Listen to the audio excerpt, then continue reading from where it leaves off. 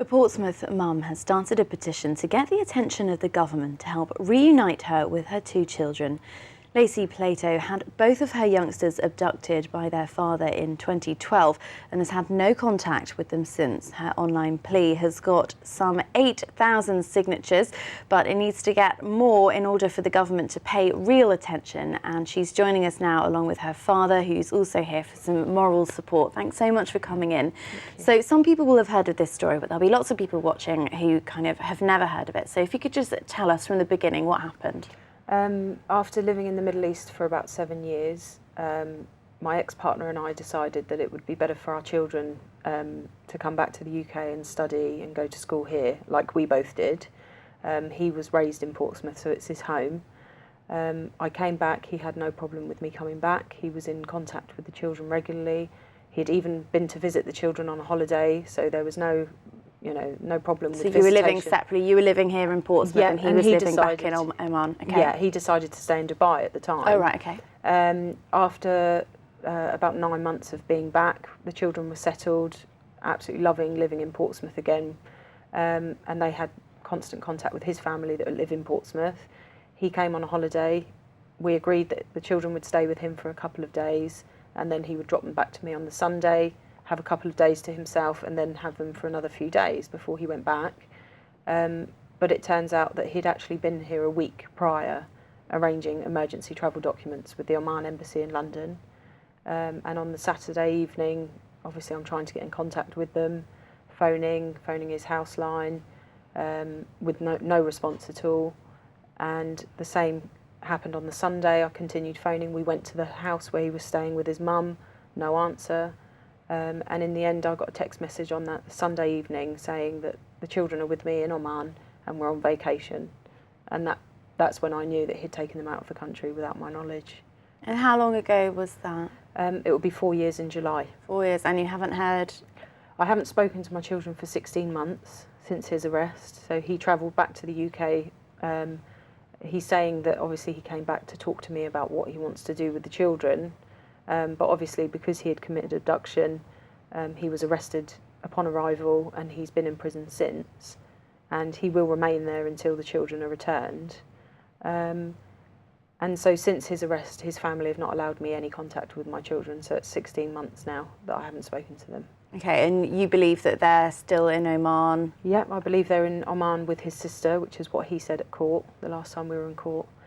He said that she's looking after them along with a number of family members.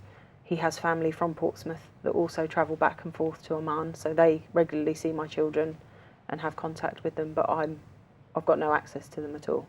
I don't know what school they go to, I don't know who they're with, just their health and well-being, I have no idea. How old are they? My daughter's 11 and my son's 8 next month. So really quite young as well, and it's been going on for some time now. Half of my son's life he's been away. So, how do you deal with that as a mother? For me, just to keep fighting to get them back. That's all I can do. It's not an option to give up because they're my children.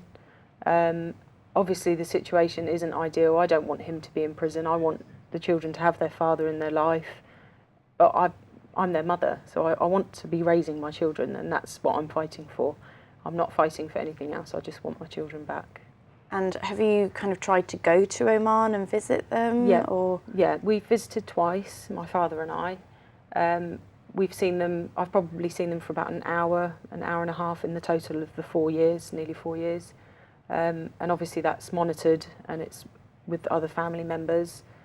You can't just go to Oman and take them back. It's impossible.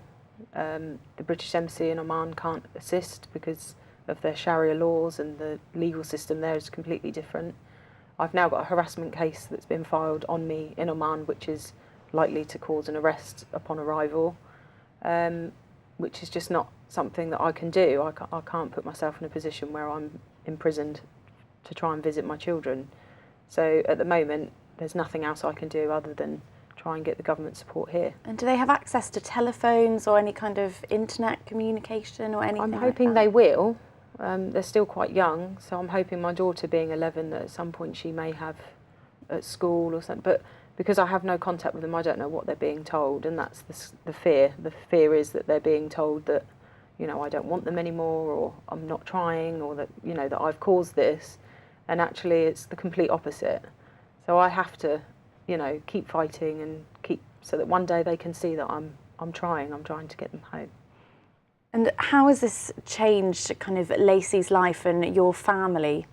Well, as a family, it's taken over the last 3 years. Sort of everything we do has virtually been involved with trying to get the children back, or trying to get contact with the children, and, you know, trying to find different ways of doing it, and you know, different ways, and obviously to give support for Lacey as much as anything, because she's the only one here now. So, and she needs the support, and obviously as a father with a daughter, you know, it's the one important thing in your life. I mean, that, you know, that's why we've tried so many different things now to get the children back. You know, but now I think the government and diplomatic pressure is going to be the only way to get the children back, and so hopefully we're trying to get our local MP on side now as well to actually push that for some sort of diplomacy to sort it out, because his family, there's just no give and take at all with his family. You know, to not even let her children speak to her, I think is absolutely disgusting anyway. But as a family, we're just trying to stick together and work out as many ways as we can of getting the children back. It must have had a huge impact on you as a family kind of group. But how have you seen kind of Lacey being affected? Well, it's just the whole time you're under stress. You know, you see, like I say, she's my child, and when you see your children worrying and stressing and what have you all the time, you worry for them, and it just escalates more and more. And the longer it goes on, the harder it is, because there are the thoughts of what are the children thinking now. You know, what are they believing? What are they being told? You know, we've heard different things through the grapevine about what has been said to the children and what have you, and that. And so you don't know what to believe. You don't know what's real. You know, I mean, that's what, because last year I went to try and go and see the children for Lacey and take a message. But even that, you know, didn't happen in the end. And so it's just an ongoing saga. It's just a battle, isn't it? It is. Yeah. And obviously the latest kind of the stage now that you're at in the battle is this kind of online petition. Tell us a bit about what that's about and how it works. So we started a petition 5 months ago for the government to sort of recognise the support that we've got, and obviously the situation that we're in at the moment. And we've only got approximately 1,900 signatures left remaining. So that you need to get. That we need to get, yeah. And so that's just to give, you know, our MP some backing as well, to show them that, you know, this is happening. The situation hasn't changed. It hasn't gotten any better. And like my father's saying, we need some kind of diplomatic pressure. You know, we've got a very close relationship with the Oman government.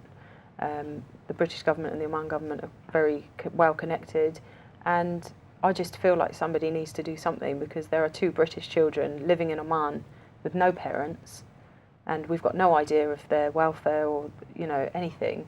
Somebody needs to sort of take responsibility, because they were in this country and they were taken out illegally. So that's You've got about just under a month left to kind of collect those remaining just under 2,000 signatures. Yes. Is that right? Okay. Yes, that's correct. 19th of April, then the petition will expire. Okay. So. And just before we go, because we're running out of time, in the kind of really unlikely event that your children kind of manage to see this, you know, on the internet or something, what would you say to them? Just that I'm trying. Well, thank you very much for coming on, and we'll stop now, but thank you.